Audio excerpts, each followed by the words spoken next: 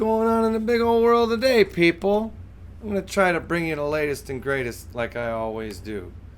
I think I need to tell people a little bit about myself. My name's Jamie Hicks. I live in LaSalle, Illinois. 111, 2023 Carus Chemical plant located in a residential area blew up. I was outside when that happened. I looked up in the sky. I seen the darkest cloud I ever seen in my life, worse than any storm I ever seen. Different colors rolling, and it went directly over my house, and all I could hear is it sounded like hail hitting the ground. But you couldn't see it because it was dark.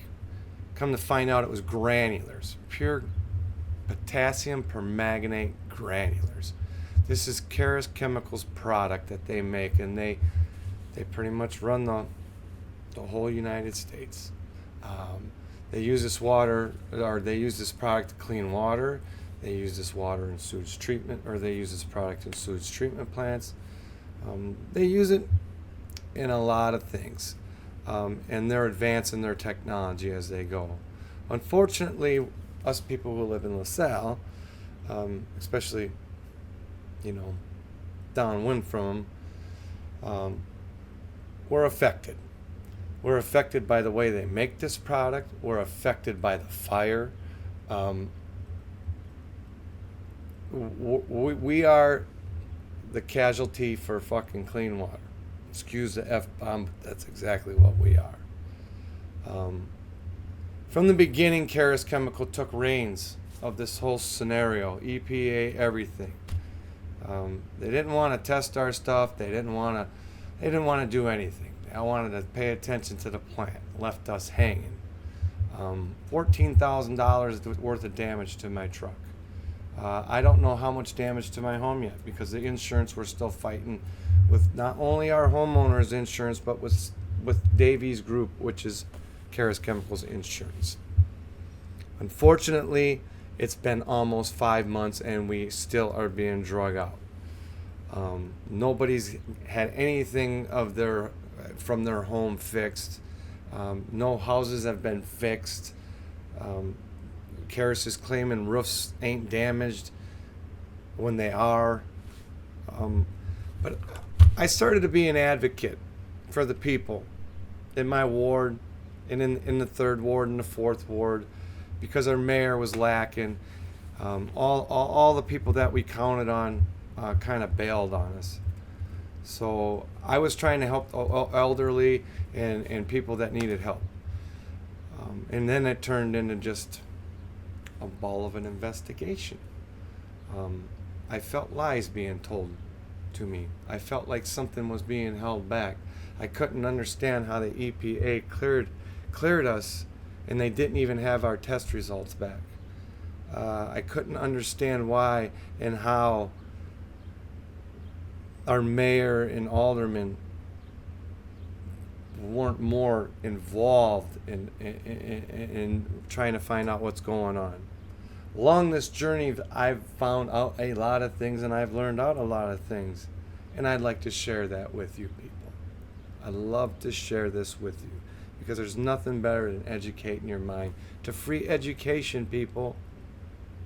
We all deal with chemical factories. We're not the only one. LaSalle, Illinois is not the only one. Utica, Ottawa, Chicago, California, Jersey. Pollution's everywhere, people. But the thing is, as long as you know what your rights are and what you can do to help not have a situation like we had. Somebody laxed. Lots of things fell through the cracks, people. And unfortunately, it landed on our laps because somebody didn't have their safety plans, evacuation plans put in order, community right to know acts. So I started FOIA. And today I want to share a little something with you. This fire was on 111. We finally got a final report from no other than our fire marshal people. Our fire marshal. So, I started FOIAing right off the get-go. Everybody got nervous. Next thing you know, everybody's telling everybody Jamie Hicks is FOIAing them. But today, we're going to go over this because this is important and people need to know. And I'm going to read it to you. We're going to start off. This is my FOIA request. As you can see, it's got the date and the time that they replied back to me. Again, like I said, I started this because I felt like people weren't being truthful with us, and they weren't. This is the FOIA to the state fire marshal for the Carus Chemical fire on 1/11/2023. We're just going to go over it. This is Freedom of Information Act, people. This is your right to know this information. And you could FOIA just about any government agency that you can think of. Fire departments, cities, municipalities, any kind of EPA, IEPA, health department, so on and so on. And this is how you'll get your FOIA. I sent it electronically. This is when I sent it. This is what I'm asking for. I'm asking for any documents in relation to the fire that occurred at Carus Chemical. I'm asking to provide a copy of any and all video and or audio recordings related in any manner to the fire that occurred on that date. Any final reports on the cause as well. Any inspections made in 2022, if any, of the facility. And you just go in and you file that, and then they'll respond. Some information they will leave out. I will tell you that. They will leave out important information like people's social security numbers, birth dates, addresses, stuff like that. Basically what this is saying is that the investigation is closed, finally. There are assisting jurisdictions. The address is 1500 8th Street, LaSalle. This is Carus Chemical, LaSalle County. Linda Hatcher, she is the inspector on site and the one who made this report. They have the origin of area, which is the storage area, shipping, receiving area, loading area, dock and bay. Fire deceptors, arcs and sparks people, that's what they're claiming, but that isn't how it goes down. Now you got to realize this is our second report. Carus Chemical came out with their report at the end of March and said it was a nail from a pallet that from a defective bag, super sack, insurance holder, and then a spark occurred. That's what they're claiming.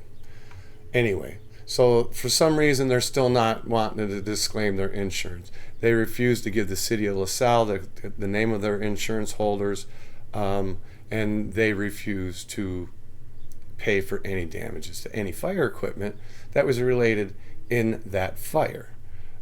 You have the U.S. Department of Labor, OSHA. Not sure if he did his job correctly, but oh well. Andy Johnston, he happens to be the president and CEO of the company. Again, you will see blacked out the addresses and emails. Usually the emails they leave on there.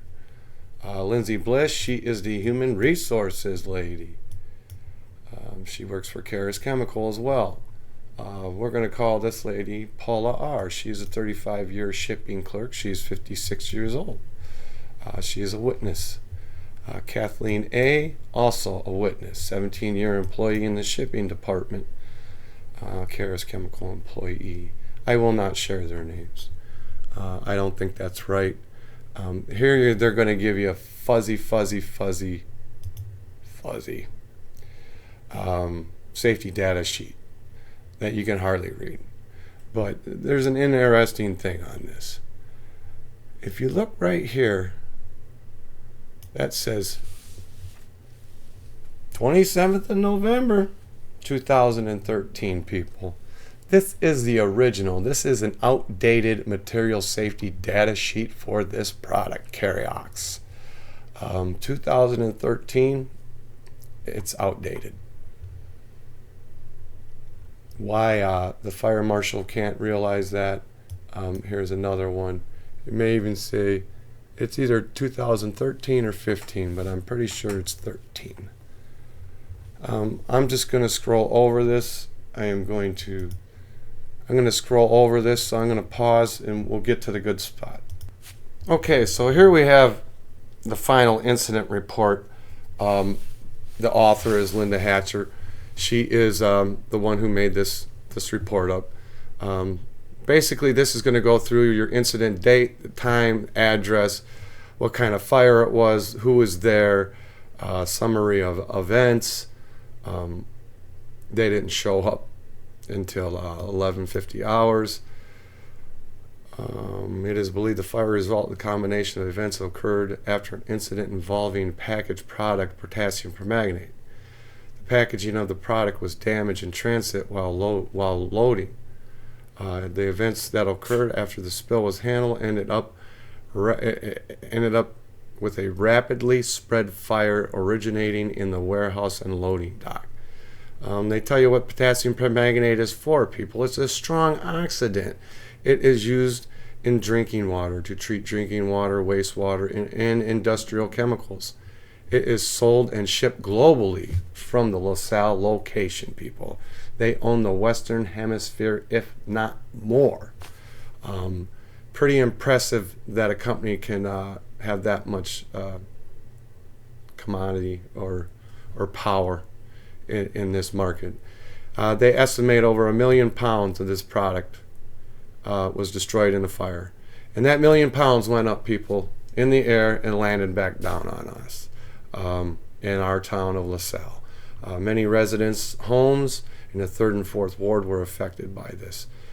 For some reason, Carus Chemical employees came out to evaluate the scene, and not our fire chief Janik, or EPA, IEPA, or hazmat crews.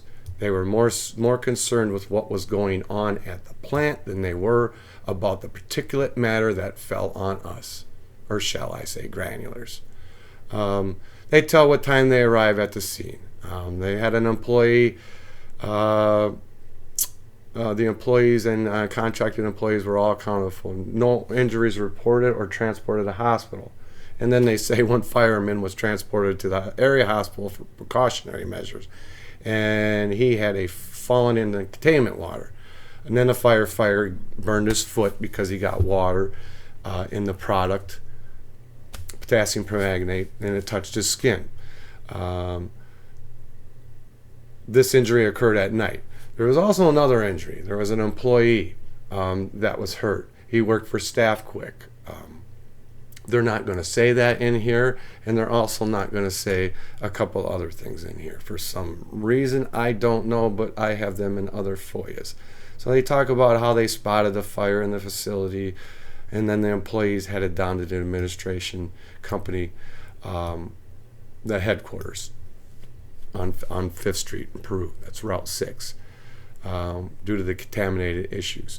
There is video footage was obtained by Corey Prubera on May 4, 2023. He finally mailed this, people. This is why this report is so late, because this man right here failed to email this video to the state fire marshal. CEO is going to give a little statement.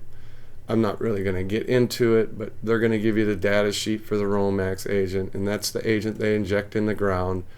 A patent they kind of stole, and we'll get into that later.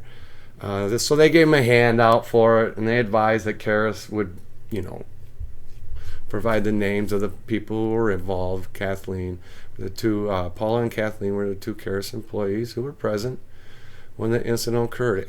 Andy stated the building is sprinklered throughout and there is no cooling system in the warehouse, but there are 4 suspended heaters that do not have any reported issues. Andy estimated a fire that occurred at the facility was approximately 10 years ago. The last fire that occurred in the facility was approximately 10 years ago. Interesting, people, because none of us know anything about a fire 10 years ago. I don't know, maybe it's just me. Something you think city workers or city residents should know about. Paula, the shipping clerk of 35 years, employee. The following is a summarization of the information Paula provided in her interview. She works in shipping and receiving and maintains the warehouse. Part of her job includes operating a propane-fueled fork truck used to load trucks and to move loads of product consisting of potassium permanganate. The product is packaged in numerous types of containers: drums, buckets, barrels, super sacks, and cycle bins. On this day, at the time of the fire, Paula and fellow co-worker Kathleen were loading one semi that was backed into the loading area with super sacks. There was a total of 19 super sacks to complete the load, and they were down to 4. Paula advised one bag of the potassium permanganate was damaged by the prongs of the forklift she was operating. The leak in the bag was noticed, and she and Kathleen patched the ripped bag with patch made from tie guard to patch and stop the leak. The affected bag was located towards the bottom of the center pallet. Paula explained Kathleen cut the patch from the tape and applied it to the affected area. Paula explained this is how the patches are applied at any time there is a leak. The pallet was placed on a sheet of cardboard. That was a wrong move. Cardboard and potassium permanganate start fires, people. This is a known fact. Carus quit selling their product in cardboard drums because they start fires. Proven in court. The pallet was placed on a cardboard sheet and had been risen for access to patch the affected bag. Once the patch was applied to the damaged bag and it had appeared the leaking product was sealed, the pallet was placed on the sheet of dun board, which is the cardboard. Along with the bucket, the spilled material was swept up and placed in.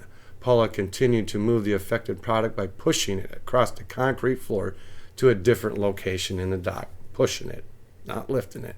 Pushing it. Might as well said sliding it. Let's see, where were we? Across the concrete floor to a location on the dock. Placed on the sheet of the cardboard and moved to a location where it would stand alone from any other stored stack or stored stacked product. Paula explained she had placed the damaged pallet, and then she was driving the forklift away. She heard Kathleen yell fire and saw smoke coming from the area. She had just placed the affected pallet. Paula advised the little plume of smoke quickly grew to flames in a short amount of time, and the smoke color darkened from a light grayish color, quickly changed to a dark color of gray. Paula ran to get to the phone, not to call 911 and announce on the intercom that there was a fire and for everyone to get out. During that time, people, just to let you know, there was no alarms going off. There's videos of this fire and people running. You did not hear an alarm go off anytime during this fire. Paul advised the truck drivers usually stay in their trucks during loading. Other than she and Kathleen loading the truck, she said there were contract workers through Staff Quick that were working in the warehouse. Rudy Escatel and Michael Harrison were the employees working at the time of the fire. Paula said, "This was not the first time there has been a rip in the bag." Sorry. Rip in the bag. They have always repaired the tear in the bags using the die-card product for patching. Paula advised the products are very flammable under certain circumstances. They are not allowed to load and ship damaged product bags, so they were waiting for a new bag to be made before they could finish the order that was in the process of being loaded when the tear in the bag occurred. Normally, loading time for semis is 45 minutes. and can be up to an hour and a half if there is any reason to have to package a new bag of the product. Paula advised that there would have been 4 suspended heaters operating during the winter conditions. She estimated that there was 2 to 3 forklifts in the area and they had no issues. She said they never had to use fire extinguishers for any previous leak when bags had been penetrated or sliced open. The hole was patched and work was continued. Now Kathleen's going to come in and she's her statement. And the following is from her. Kathleen and Paula were in process of loading the truck when the super sacks of potassium permanganate, when a prong of a forklift being operated by Paula penetrated a bag, causing a product to leak on the concrete floor. Paula said the same type of slice occurred yesterday without incident to the pallet. Kathleen described once the damage was noticed, she mentions to Paula there was a leak. Kathleen placed a white rag in the hole that comes in a box to stop the leak of the product from spilling on the floor. She grabbed some tie guard tape to patch the hole like they do every other time there is a leak. So apparently, they have a lot of leaks, people. Paula said yesterday's hole was larger in size, but it had easier access to the patch the hole compared to the hole that occurred with this incident. Paula had to raise the pallet due to it being slicing towards the middle center, or located towards the center bottom of the pallet. She grabbed a piece of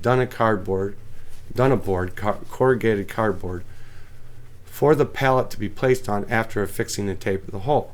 She then placed clear tape over the tie guard. Kathleen said the slice occurred in a hard-to-reach area, but believed the patch covered the entire affected area. The spilled product was swept up and placed in a plastic bucket, which was located on the Dunna board. Kathleen said Paula pushed the board with the pallet and the bucket on it over towards another part of the building so they could continue loading the remainder of the truck when she saw smoke coming from the moved pallet.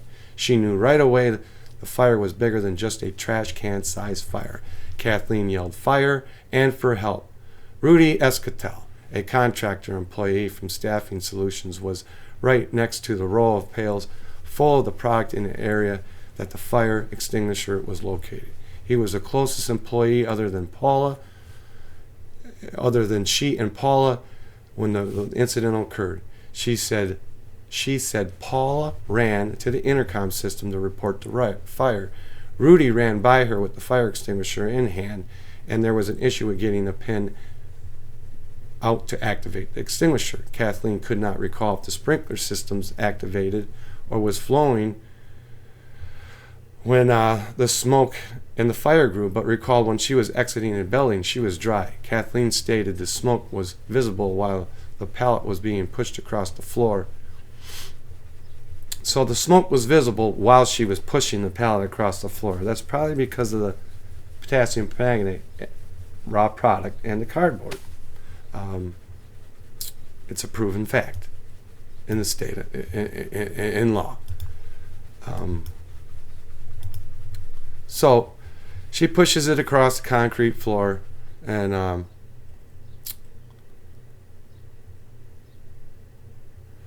amount of the smoke grew as Paul pulled away from leaving the pallet in another location. Kathleen said the concrete floor in the area they were working with was very clean, as the floors are clean using a walk-behind propane sweeper. There may have been some ice melt, stuff like that laying around. Forklifts are operated inside and outside. Kathleen stated overhead heaters because it was cold and there was no reported issues with the forklifts. What was wrong with the sprinklers, people? Something's wrong. Yeah, the pallet is made of heat-treated wood held together with nails. Now, Corey Prubera, he is the EHSS officer over at Carus Chemical. He has footage on his cell phone from the security cameras, security footage. He basically goes in to tell them what happened. The video footage reveals that while the crate of the product and transport forklift stops due to a hole being discovered, the hole in the package, and they can't see it pretty much. and then their conclusions. Basically, Carus Company released a statement saying the friction caused by the forklift tugging and dragging the supported pallet likely ignited the material. This is not what they said at the end of May, people, or March. At the end of March, they said that the pallet was ripped, and that when they were dragging it across the floor, spark from the nail ignited it and it caused the fire. This is our final report to the fire, finally, 5 months later, after the Carus Chemical fire, 1/11/2023.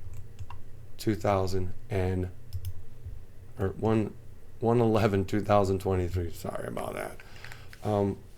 But this is it, man. You need to expand your minds. You need to open your mind.